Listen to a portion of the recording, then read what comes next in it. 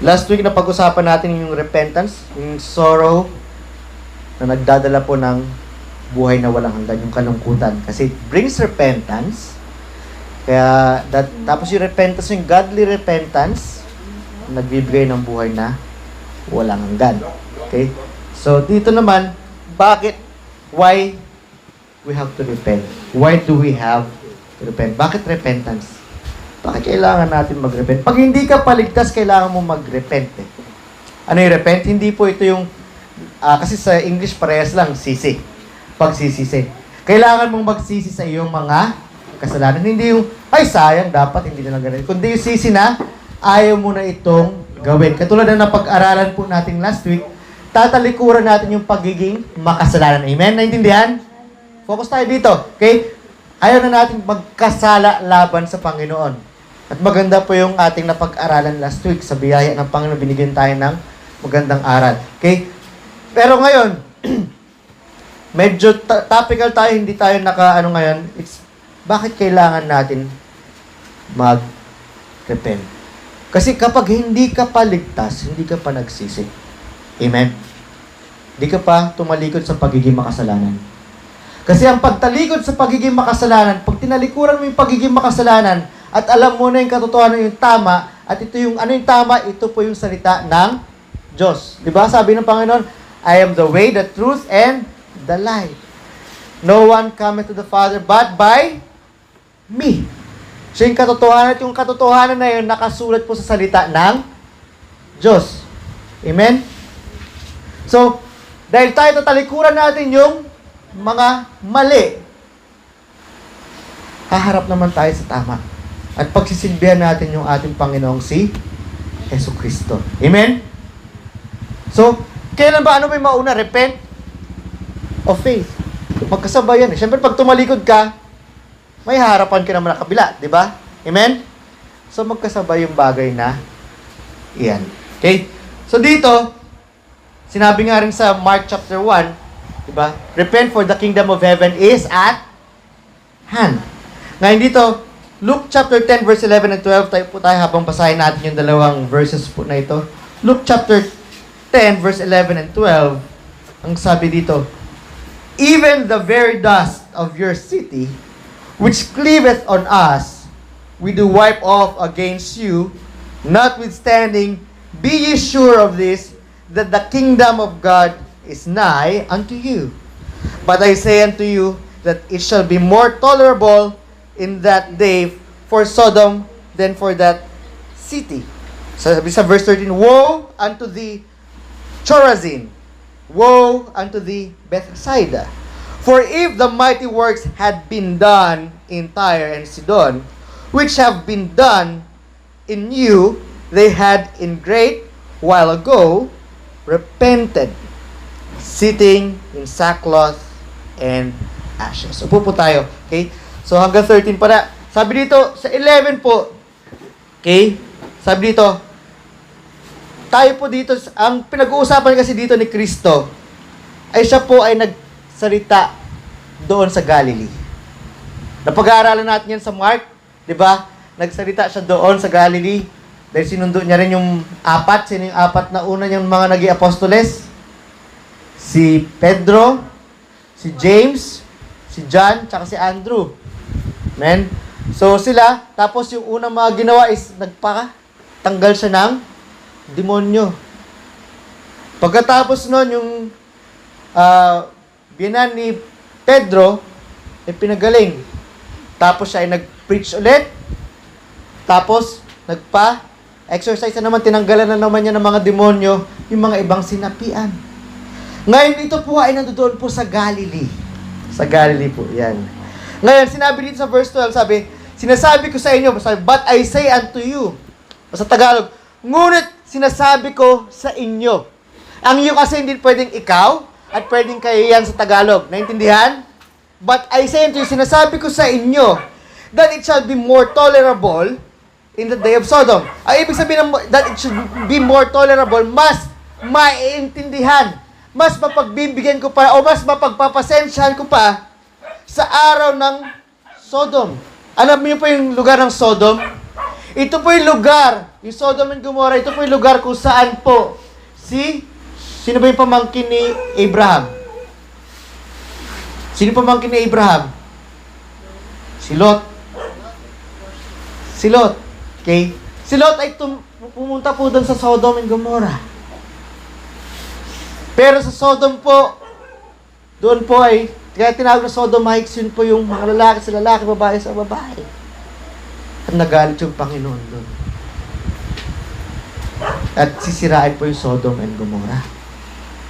Ngayon, nakita ng Panginoon, sobrang makasalanan ng Sodom and Gomorrah. Pero sabi niya, mas mapagpapasensyahan ko pa yung Sodom and Gomorrah than for that city. Kaysa sa syudad na yun, kaya yung sinasabi niya yung syudad na ito, pag binasa niyo po yan, no? Yung syudad na yun, nakita po nila yung mga milagro, at nakita po nila yung mga bagay na imposible, at narinig pa nila yung magandang balita. Kanino galing mismo? Kay Hesus Kristo.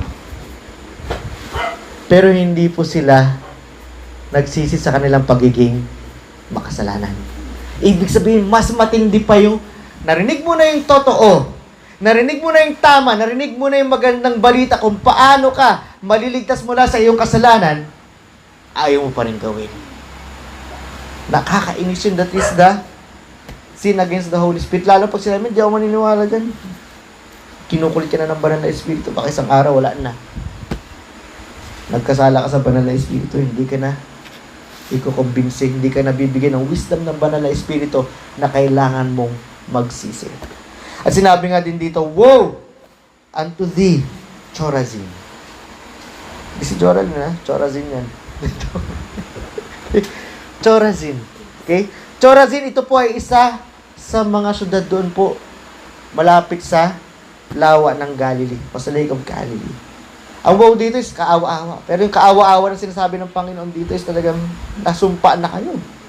Sabi, woe unto you, Bethsaida, isa pa ulit na isang syudad na malapit sa Chorazin.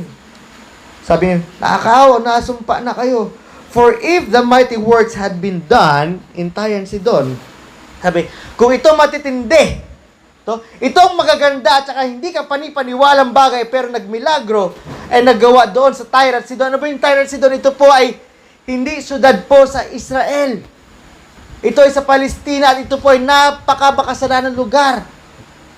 Pero sinabi ng Panginoon, pag ito narinig nila at nakita nila yung mga milagro na ito, ang sabi dito doon, which have been done in you, na ginawa ko sa inyo, na nangyari sa inyo, nakita ninyo. They had a great while ago repented. Sabi, pag nakita yan, yung mga titinding bagay na ito, silang lahat tatalikuran yung pagiging makasalanan. Tatalikuran nila yung pagiging makasalanan. Sabi, sitting in sackcloth and ashes. Ano ba ibig sabihin ng sackcloth? Ano yung sack sa Tagalog? Sako. Ibig sabihin sackcloth, sila po ay nakadambit ng nakasako na. Isipin niyo yung mga sako. Kahit yung sako ngayon. Yung sako noon kasi nakakita na kayo ng lumang sako. Yung gawa sa tela. Magaspang yun. Makate. Sobrang kate kasi yung mulmul nun, matitigas. Baka, di ba? Masarap kaya sa balat yun. Sabi ko sa'yo, ang kate-kate nun. Pero yung mga tao noon, sinusuot po nila yung ganon. Pag sila po ay talagang, alam nila may ginawa silang masama laban sa Diyos. Nahihiya sila. Lord, ito yung karapat dapat sa akin, mahirapan ako dahil nagkasala ako laban sa inyo. At nagbubuo sila ng abo sa kanilang sarili. Hindi pakitang tao, kundi sabi, na madumi ako. Yun ang ibig sabihin nun. Aminado sila na ganun. At gusto nila ng kapatawaran mula sa Panginoon. Hindi yung mga pakitang tao kasi may ginagawa yung mga Pariseo na ganun eh. Subukan yan. Kahit yung sako lang ngayon, suotin nyo. Makati na rin. Lalo na yung mga galing sa pinagsakuhan ng palay, saka pinagsakuhan ng mais. Magatal. Sobrang kate. Masusugatan kayo, kakakamot ninyo. Ang kompra lang ba yun? Di ba? Ganun yun. Ito, point number 1. Why repent?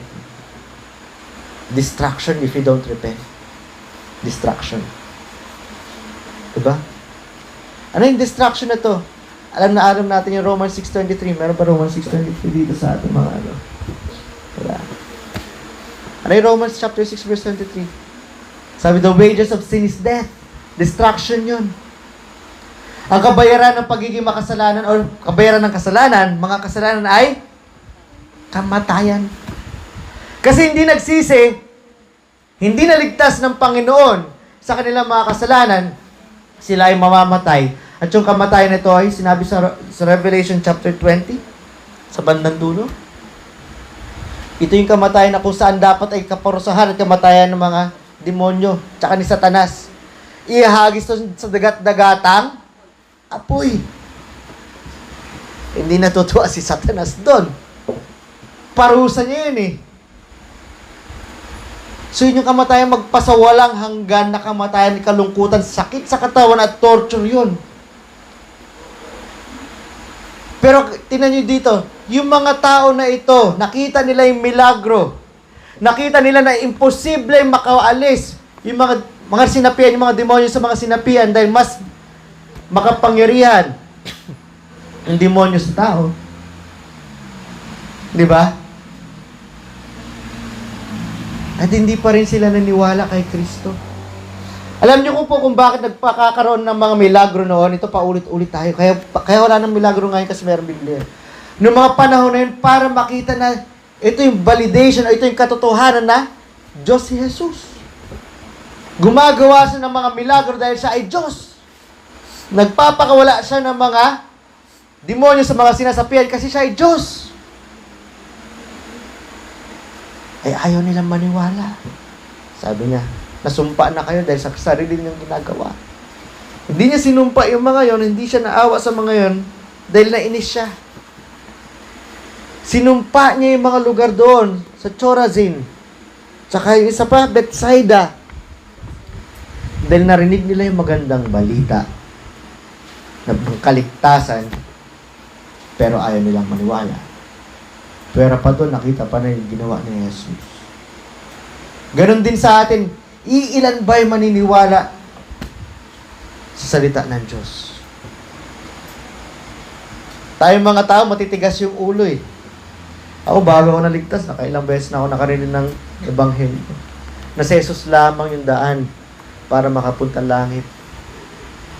Na si Jesus lamang ay dapat kilalanin mong Panginoon dahil Panginoon siya noon pa. At isuko mo yung buhay mo dahil wala kang magagawa. Hindi mo man siya kilalanin na Panginoon o kilalanin mo siya, Panginoon pa rin siya. Amen? So, i-surrender mo na yung sarili mo na, uy, Panginoon si Jesus, bakit hindi ko na ibigay buhay ko sa Kanya? Hindi ko control yung aking sarili. Ayaw ng mga tao. Una sa lahat yan, pride yan eh. Diba? Pride. Hindi fried chicken. Yung pride, yung mataas yung tiwala sa sarili. Sobrang angat ng sarili. Okay? Ayoko yan. Pinupuntahan lang nila si Jesus para sa libreng pagkain, sa mga mahiwagang ginagawa ni Jesus. Nakikinig sila. Diba? Ganyan din naman sa church. Ibang churches talaga. Dati na may pera yung church natin, dahil pupunta. Ako, hindi ako nagagalit doon eh. Kung sa akin, importante, makarinig sila ng salita ng Diyos eh. Pero nakakalungkot. Sa dami-dami na nakarinig ng salita ng Diyos, ilan na yung intindi na kailangan talaga isuko nila yung buhay nila sa Panginoon. Ilan na yung makakaatim, makakalunok ng kanilang fried chicken, kanilang pride, at sabihin, Lord, kailangan kita. Konti lang. Hanggang ngayon, sabang sa salita, iba siguro maririnig itong ating usapan. Ayaw pa rin. Kasi corny yung church. Lalo na tayo Baptist, kasi Baptist talaga, which we are Christians, eh talagang dahil sinabi nga ng Panginoon, pag alipin ka, sino susundin mo? Yung Panginoon. Amen? Amen. Okay? Kasi ganoon naman talaga dapat yung Kristiyano eh. Kaya ako pinangahawakan yung pangalan Baptist kasi pinamumuhay natin yun. Bila isang Kristiyano. The letter B sa Baptist is biblical authority. At hindi naman gawa ng tao yung salita ng Diyos. Amen? Mahirap sundin, pero salamat sa Diyos, nagagawa natin. Dahil tayo ay umaasa sa Kanya, at siya po ay lagi nandiyan para sa atin. Wala tayong ginawa dyan. Kaya pag-pray natin yung mga tao na nakakarinig ng mga salita ng Diyos, pero kahit kailan ayaw manampalataya. Ayaw talikuran yung pagiging makasalanan. Sabihin na, saka na ako pupunta dyan. Saka na ako magsisisi sa aking pagiging makasalanan. Iba naman, kahit sabihin mo, hindi mo kayang baguhin ang iyong sarili, ayaw maniwala. Amen? Hindi sila maniniwala. Gusto nila magpakabait muna bago pumunta ng church. Hindi. Kilalanin mo si Jesus bilang siya ang Panginoon dahil Panginoon talaga siya. Mula sa iyong puso at magpakaalipin ka sa Kanya, babaguhin ka niya.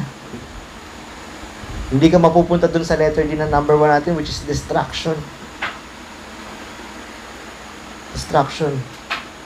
Okay? Isa pa, sa distraction na yan, hindi nila mapapansin din dito. Kasi yung iba, papabayaan ng Panginoon yung mga luho nila. Aaliwin sila ng aaliwin ng demonyo. Hanggang sa oras na, hindi na sila talaga maniniwala sa Panginoon. Kaya mamaya na, saka na ako magsisisi, saka na ako mananampalataya. Saka mamaya, sila po ay nahelin na doon. Nasarapan na doon sa kasalanan. At hindi na sila makabitaw sa kasarapan ng kasalanan nila. Diba? Mangyayari, sa maiksing buhay natin dito, 100 taon siguro, pinakamahaba. Pero sa milyon, trilyon taon, walang hanggang taon, doon sila sa impyerno. Samantalang tayo, sabihin natin, ay, kunyari, binayaan ka ng Panginoon dito, amen. Pero sa totoo, naniniwala ako isang Kristiyano, may joy lahat yan. Lalo na pag lumalim yung pananampalataya. Kahit anong yaman mo, hirap, anong sakit niyan o saya, may joy ka pa rin sa Panginoon. Yun yung isa sa mga blessings sa atin. Wala tayong distraction. Sila may distraction na. Kahit meron na silang yaman, meron na sila lahat, may kulang pa rin. Naintindihan yun? Anong kulang? Naramdaman ko yun dati. Kasi hindi naman kami lumaki sa lahat. Tinraining lang kami ng magulang namin kung paano kami mamuhay na maayos. Na hindi buhay mayaman. Hindi naman kami mayaman na mayaman. Okay? Pero kahit meron kami, parang may kulang. At yun yung Panginoon. Amen? Yun ang Panginoon. And another thing, sabi nga dito, sa repentance, sabi nga dito sa verse 13, dahil ang Tyre at Sidon, pag nakita nila yung mga himala na ito, kaya tayo, huwag tayo magtigas ng ulo, dapat manampalataya, magtiwala tayo sa Panginoon. Ano sinabi ng Biblia? Lalo pag sinasabing Kristiyano ka, makinig at gawin ng buong puso. Amen? Alipin tayo ng Panginoon, dapat natin gawin niya ng buong pagmamahal sa Kanya. Sabi siya sa Bindan, sabi, in a great while ago, repented. Sila po ay magsisisi na. Bakit kailangan natin magsisi? Once distraction. And isa po dito, kinuha ko po sa Doctrine of God na aming lesson nung kami po, una ko po ay college. Okay. Because God, did everything for us. Okay? Point number 2, God did everything and He is everything for us. Did everything and He is everything. Hindi lang siya lang gumawa ng lahat, pero siya po ang lahat-lahat para sa atin. At yung pangalan po ng Diyos sa names of God ay napakaganda po. No? Dinedescribe po dito ang kanyang sarili. Kaya sinabi sa inyo topical kasi hindi po natin masyado exposition to. Sa names of God, ano ba yung pangalan ng Diyos? Ang isang pangalan niya, pag tinignan niyo po sa Genesis 1:1, Psalms 19 verse 1, yung dalawang verse na yan. At ito po ay ginamit ng 2,570 times po yung salitang Elohim sa Hebreo, sa salitang Hudyo. Sa Genesis 1, in the beginning, God created the heaven and the earth. Sabi dito, sa Psalms 19:1, the heavens declare the glory of God, and the firmament sky showeth His handiwork. Yung God po dito ay pagkakasabi, Elohim. Ang ibig sabihin po dito ng Elohim, siya po ay makapangyarihan. Siya po ay may puwersa. sobrang persa ng Panginoon, okay? At sobrang lakas ng Panginoon. Sa sobrang persa niya, di ba? Di ba, nung nag-New Year, ano nangyari nung New Year? Pag malakas yung paputok, lalo na pag, ewan ko ano ba yung mga goodbye na yan. Ewan ko, may goodbye 2025 ko na. Sana wala dito dahil malalakas yun eh. Meron dun sa TV, may ginawa silang paputok doon. Sumabog yung paputok. Lahat yung may bus station po doon para daan ng mga bus. Bus station para daan ng bus. Nasira yung mga salamin ng bus. Yung pwersa sobrang lakas. Yun yung pwersa. Minsan invisible yung pwersa eh. Di ba? Nakita na kayong dalawang malakas na magnet? Hindi pa. Pag nakita kayo sa mga junk shop na malalaki, may magnet siya na malaki. Hindi pa dumidikit doon sa bakal, biglang lalapit na yung bakal sa kanila. Diba? Minsan naman pag negative, sabihin natin north and north ng magnet, bigla na lang magkakalasan ng ganun dyan. Ganun yung persa. Sumapersa ng todo yung Panginoon. Sabi nga pag basketball, pag malakas yung pagpupersa yung tao, lakas eh. Sa ilalim maglalaro yan. Kasi tumatalsik yung mga tao eh. Mga bagay na ganyan.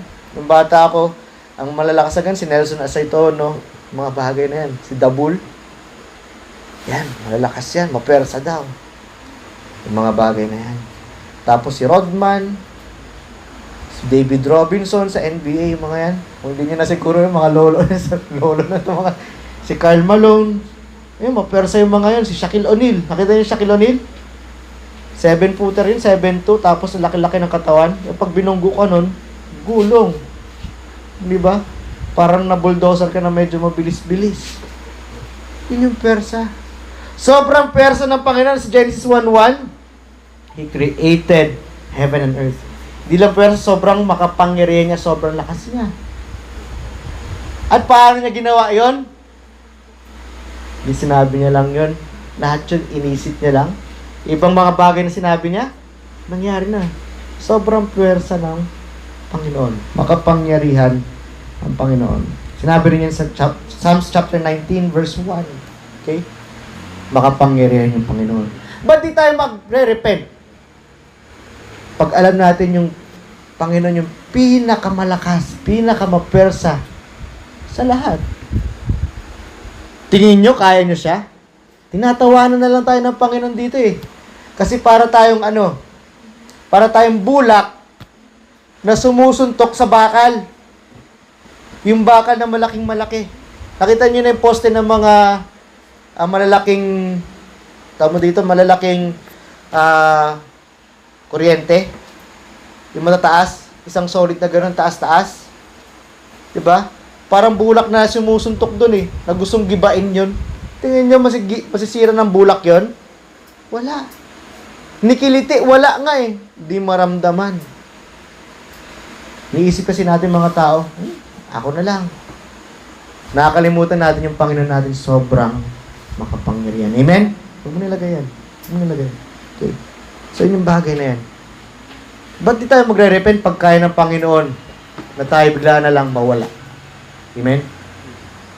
Sabi dito, isa niyang pangalan is El. Ang ibig sabihin po ng El is talagang God. Okay? Kaya meron dito Elyon. Meron pa dyan, aside from Elyon, meron pa dito mga gada. Elroy, El Shaddai, El Olam, yung mga bagay na yan. Ano ba ibig sabihin ng Elyon? Ang ibig sabihin ng Elyon, the strongest one, may kita na Genesis chapter 14, verse 17 hanggang 20. Okay? Sinabi dyan, God is the strongest one.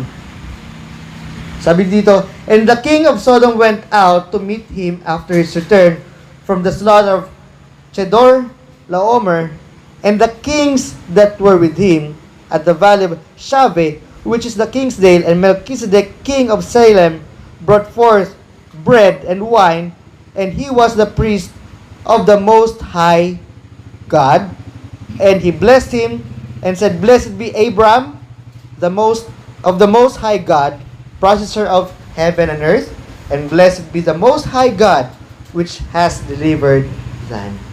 Ibig sabihin dito, Ang Diyos ang pinaka-mataas. Siya ang pinaka-sovereign. Ibig sabihin ng sovereign po, siya ang may-ari ng lahat. Sa ayaw man o gusto mo, pagmamay-ari ka ng Diyos. Amen?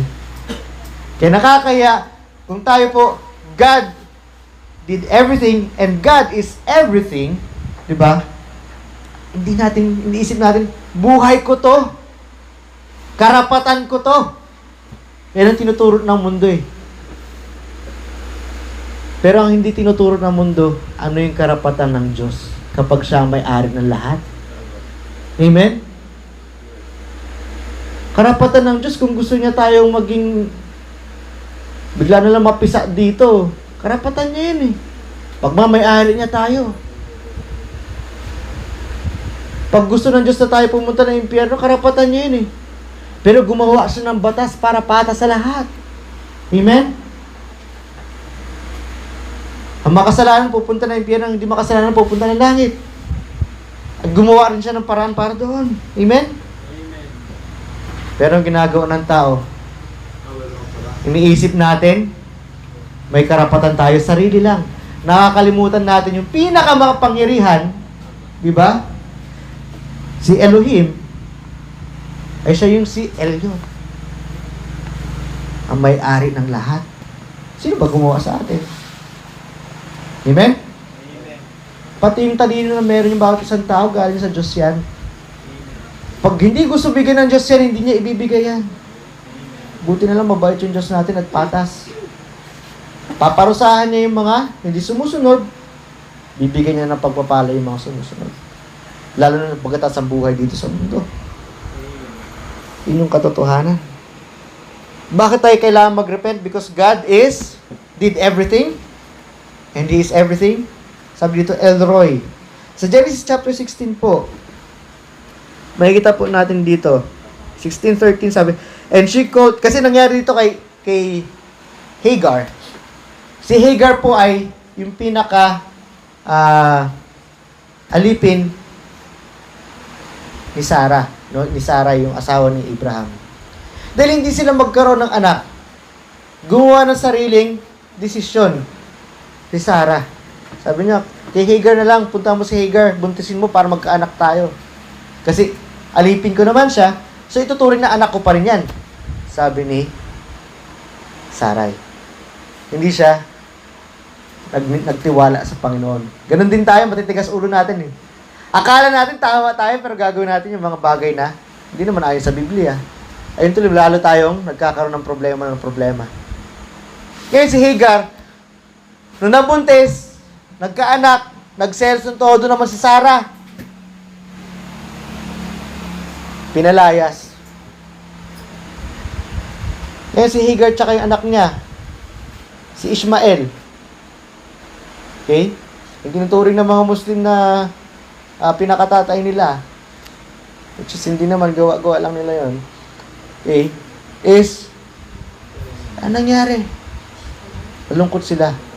Pero, nakita ng Diyos yung paghihirap ni Hagar. Kaya sinabi ni Hagar dito sa 16, Genesis 16, chapter 16, verse 13, and she called the name of the Lord and spake unto her, Thou God seest me, for she said, Have I also here looked after him that seeth me? Ibig sabihin, ang Diyos ay nakikita ka. Amen? Ang ibig sabihin ng El Roy, nakikita ka ng Diyos. Nahihirapan ka, alam ng Diyos, nahihirapan ka. Ikaw ay may pagpapala, nakikita ng Diyos ng may pagpapala ka. Nakikita ng Diyos, ikaw ay may sakit. Nakikita rin ng Diyos pag ikaw ay magaling. Nakikita rin ng Diyos pag may ginagawa ka, nakikita niya yung isip mo. Nababasa niya yan. Tandaan niyo yan. Kaya ingatan niyo rin yung pag-iisip. Amen? God does see. Isa sa pangalan niya, El Roy.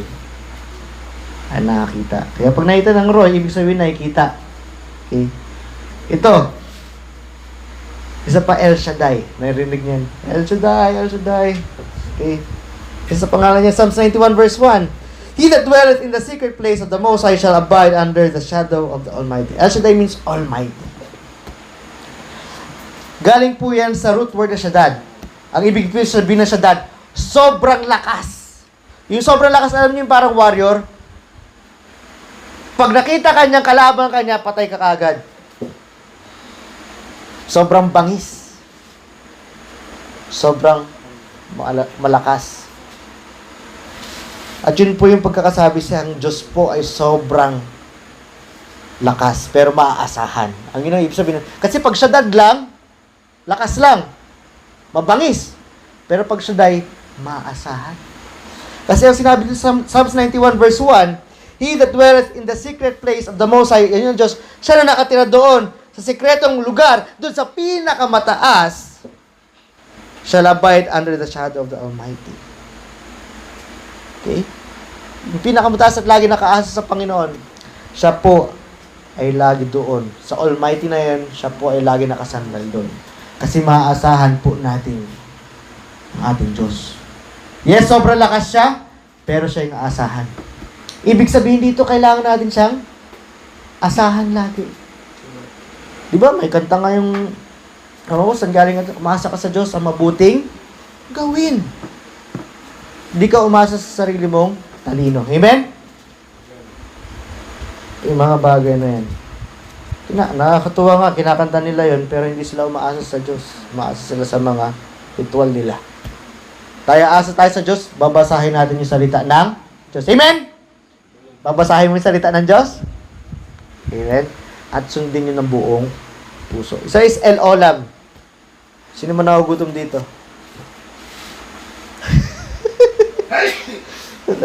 Bahing na.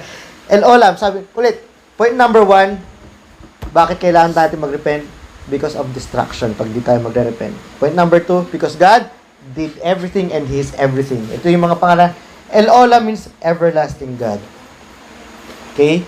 Mababasa niyo po itong El Olam po na ito. Okay?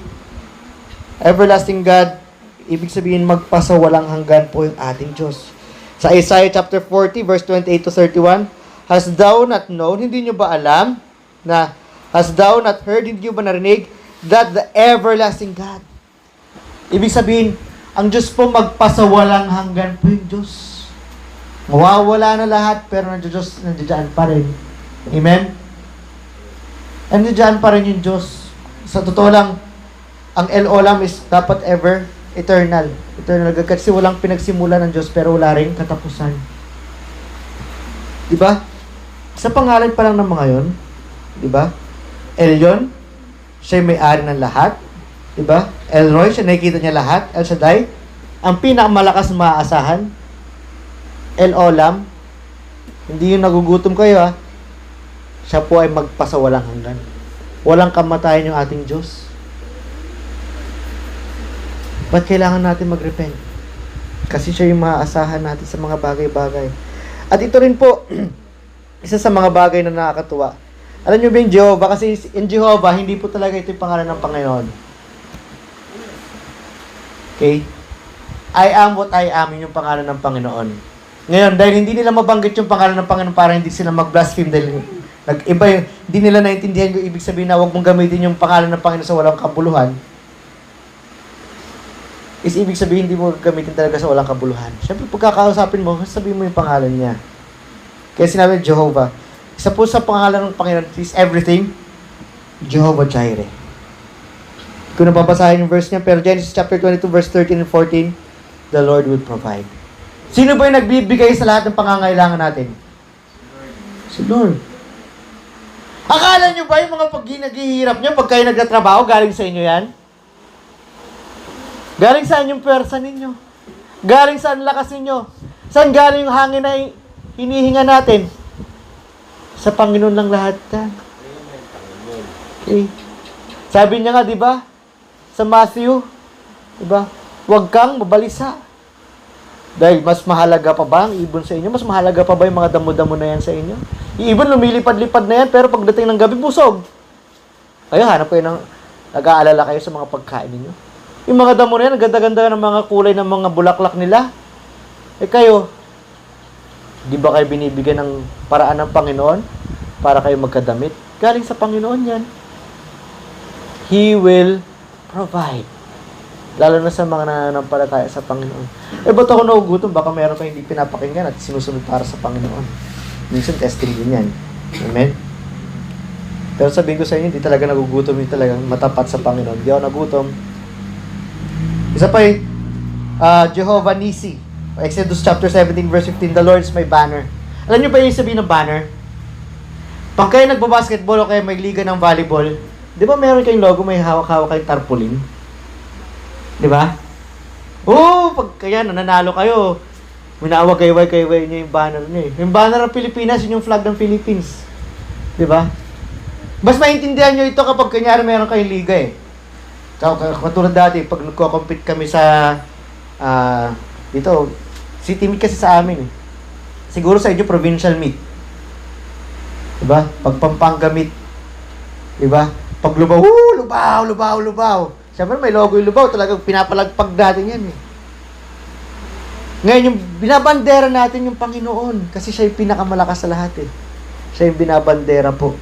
Dito sa Exodus chapter 17 verse 15, binabandera po siya ni Moises. Siya yung pinagmamayabang ni Moises. So siya na yung tagapagbigay ng lahat-lahat. Siya pa yung binabandera kasi para siyang kalasago. Pag nakita nito ng mga tao, matatakot sila. Diyos yan eh. Kumbaga, ako, kapit ko, yung pinakamalakas sa lahat.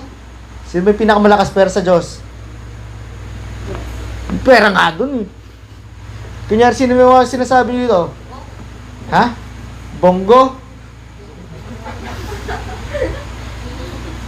O sino makapangyarihan ngayon dito? Sabi, Atong Ang. Hindi nakakabol si Atong Ang. Grabe ba kayo? Diba? Siguro mga panahon ni Duterte. Sangang dikit ko nga si Presidente Duterte. Hindi kayo natatakot? Ganun sila kayo sa Panginoon. Diyos ko yan. Magtatago kami sa likod niya. Yun. The Lord is my banner. Sabi dito, Jehovah the Shalom, the Lord is peace.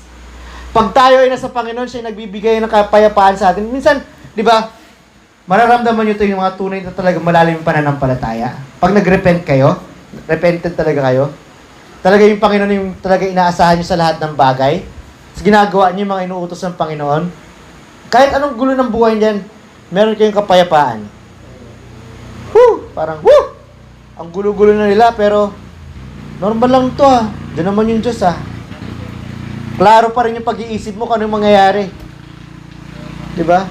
Sabihin natin, nagkakagulo na dito nung, ano mangyayari? Kunyari, lindol-lindol. Mamatay na tayo. Taon na sila. Ikaw naman, mamatay, mabuhay, salamat sa Diyos. Pag namatay naman ako, pupunta ako sa langit kasi may peace ka eh. Diba? Bigay ng Panginoon yun eh. That's why you have to repent eh. Kasi sa Kanya lahat galing yung mga to eh. Okay? Isa pa, Jehovah Makadeshkem. Ang Panginoon ng ang sanctifier. Ibig sabihin, nihiwalay tayo ng Panginoon, siya yung nagbabanal sa atin. Yun yung Panginoon natin. Yung mga ginagawa ng Panginoon para sa atin. At hindi ito naiintindihan ng iba. Sabi Jehovah Rohi, Psalms chapter 23 verse 1, the Lord is my shepherd. Alam niyo ba ibig sabihin ng pastol?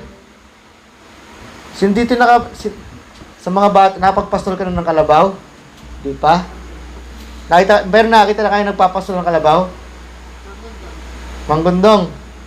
Pag nahugutom yung kalabaw, ginagawa ng pastol, pinapakain. Lalo pag yung pastol ay talagang matino. Pag may sugat yung kalabaw, anong ginagawa? Pinapagamot. Veterinaryo, kahit mahal pa. Diba? Hindi kinakatay ha. Lalo pag napamahal yung kalabaw sa kanya. Ganun yun eh. Kasi po, bakit the Lord is my shepherd? Alam niyo ba yung mga tupa? Mga bobo yan eh. Tayo tupa tayo, dapat magmukha tayong bobo. Pero yung talino natin dapat, dahil bobo tayo, kailangan natin sumunod lagi sa Panginoon. Ngayon, pag meron silang pastol, kahit bobo sila, meron man siyang mga leon-leon, yung pastol yung maggagabay sa kanila. So, nagiging matalino sila dahil sa pastol nila. Tingnan niyo si David. Ano ginawa ni David kay Goliath? Napatay niya. Anong gamit niya? Tirador. Hindi yung tirador na di gano'n ha. Yung iniikot-ikot pang gano'n. At ano yung sinabi ni David? Kung nga yung mga oso tsaka leon, napapatay ko eh. Si Goliath pa kaya? Kasi mas mahirap naman talaga yung oso kaysa sa kay Goliath eh. Iba. Mas mahirap patayin yung leon kaysa kay Goliath. So, ganun yung pastol. Nagagabayan niya, tumatalino yung kanyang mga pinapastol mga tupa. Amen? Pero pag walang pastol yung tupa, nangyayari? Saan-saan yan? Labo-labo. Eh, yung tupa kadalasan, dahil nga, bobs. Kung saan-saan, minsan napupunta na yan sa mga tinik-tinik, hindi na makalis. At alam nyo ba yun yung tupa? Pag hindi yan tinanggalan ng balahibo, kakapal yung balahibo niya hanggang bumigat yan. Sino ba yung nagtatanggal ng sobrang balahibo ng tupa? Yung pastol. At alam nyo ba yung tupa, katulad din ng mga aso, ginagalis. O kaya pag may sugat, di ba minsan may langaw, nakita nyo yung kalabaw may langaw na malaki? Nakakainis yun, nakagat na kayo ng langaw na malaki na yun? Bangaw na ang laki-laki nun. Tapos, kahit anong gawin mo, talagang ayaw umalis eh. O, sumisip-sip ng dugo. Ang ginagawa po ng mga pastor, ina-anoint nila ng langis. Yung mga tupa. Para hindi po insektuhan. Yung mga yun, pinoproteksyon na nila. Yun ang pastol. Diba? So, pag may pastol, okay. Ang mga tupa. Pag walang pastol, meow-meow, mga tupa, meow-meow, meow-meow. Iyak-iyak na lang tayo. Saan tayo pupunta? Yun ang Panginoon. Binibigay niya lahat sa atin. Jehovah Tsidkenu. Kala nyo kayo lang mga parang kapangpangan? Siguro kuha natin sa mga Hebrews to. The Lord is righteous. Okay? Isa pa, nakikita niyan sa Jeremiah chapter 23 verse 6. Jehovah Shammah. Ezekiel chapter 48 verse 35, the Lord is present. Ibig sabihin yung Panginoon is omnipresent. Alam niyo ba ibig sabihin ng omnipresent? Kahit saan man tayo natutunan yung Panginoon, siya bayado na lahat eh. Kaya sa impyerno, galit niya nga yun eh. Diba? The wrath of God ang tawag nga sa impyerno sa ibang mga verses eh.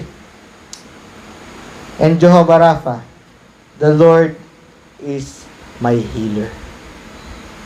Which is in Exodus chapter 15, verse 26. Di ko na masyadong papahabayan, 42 minutes time, 43 minutes. Pero sa pangalan pa lang ng Panginoon, kilabutan naman kayo. Kilabutan naman tayo. Dahil sinabi po natin na napag-aralan natin at ayon po sa Biblia, ang repentance ay hindi isang beses lang, kundi tuloy-tuloy na proseso ito. Kung sinasabi nga ng tao, trust the process. Trust natin yung process ng Panginoon. Basahin natin yung salita ng Diyos. Makikita natin dyan yung mga tama at mali natin. Talikuran natin yung mga mali. Amen? Pagtupa ka ng Panginoon, susunod ka. Yung tupang makulit. Okay? So sana maintindihan natin bakit kailangan natin mag-repent. Una, if you will not repent, baka hindi ka pa repented, distraction, demonyo, kasama mo yung demonyo dun sa dagat-dagatang apoy, paparusahan ka. Pagkatapos ang buhay mo dito. Second point, because God did everything and is everything. Siya lahat-lahat. So sana sa iyong buhay, hindi mo isipin yung karapatan. Kapag ikaw Kristiyano ka na, baptist ka pa, ano ba yung magagawa ko para sa Panginoon? Ginagawa ko ba ito para sa Panginoon dahil mahal ko siya? Pag nakikita nyo na, kahit ako nakikita ko sa sarili ko, ano ba ito ginagawa ko dahil nakasulat lang? Lord, bigyan niyo po ako ng lakas na may pagmamahal ko itong gagawin sa inyo. At ibibigay ng Panginoon yan sa inyo. Amen? Siyempre, seryosohin nyo rin yung inyong paligtasan. Amen? Yung mga kasalanan natin, alam na natin yan pag nabasa natin sa Bible. So, continuous repentance. Bagong taon, kaya nga dapat nung January 2 po ito, sabi niya, bagong taon, bagong buhay. Hindi.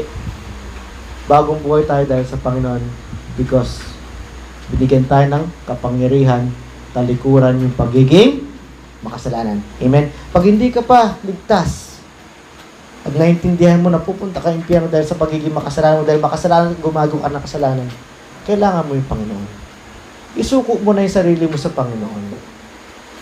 Magpakaalipin ka na ng buong puso. Hilingin mo sa Kanya yan. Pag talaga tunay sa puso mo yan, pag tunay sa puso yan, bibigay niya sa'yo yan. Hindi yan magic prayer, hindi ako... Pwede ka namin i-guide sa prayer, pero yung tunay na sinasabi ng banal na Espiritu mula sa iyong puso, sabihin mo yan sa Panginoon kasi ginagabayan ka na ng banal na Espiritu.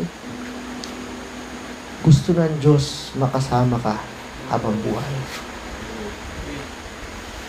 Kung pa pwede, walang pupunta na impyerno kasi nga lang matigas yung ulo ng tao. Huwag tayo sumama sa matigas ang ulo. Amen? So let's bow our heads and pray. Lord, maraming salamat po, Panginoon. Una sa lahat, binigyan po ninyo ako ng kakayanan. Makapagsalita ngayon, alam niyo po, Makati, masakit lalamunan, pero salamat po, Panginoon. Binigyan niyo po ako ng pagkakataon na maipahatid ang inyong mensahe. Ako rin po mismo ay natuto nung pinag-aaralan ko po ito muli. At naway, Panginoon, kami lahat ay talagang yung kaming mga mananampalataya na is truly repentance ay lagi namin ginagawa itong proseso po na ito. Lagi kaming tapat at nagtitiwala po sa inyo, hindi po sa aming sarili, hindi po sa sinasabi ng mundo. Sa mga hindi pa po ligtas, Lord, pinagdarasal ko po na sila po talaga ay talikuran na yung pagiging makasalanan at talagang gusto nang gawin ang inyong kagustuhan. Sana mula sa kanilang puso sabihin, Lord, aminado ako, makasalanan ako. Hindi ko kaya ang pag-uwi sa sarili ko. Naway, Panginoon, iligtas mo ako. At sinabi niya ako, sino man talaga ang tatawag sa inyo na Panginoon. Dahil tunay sa kanilang sarili, katulad po kami, ay nakita namin kami, alipin ninyo. At pagmamayari nyo kami, ay sila ay tunay na maliligtas. Maraming salamat, Panginoon. Paspasan niyo po yung bawat isa. And we pray all this, Lord, in Jesus' name. Let's sing. Please, you're all in the altar.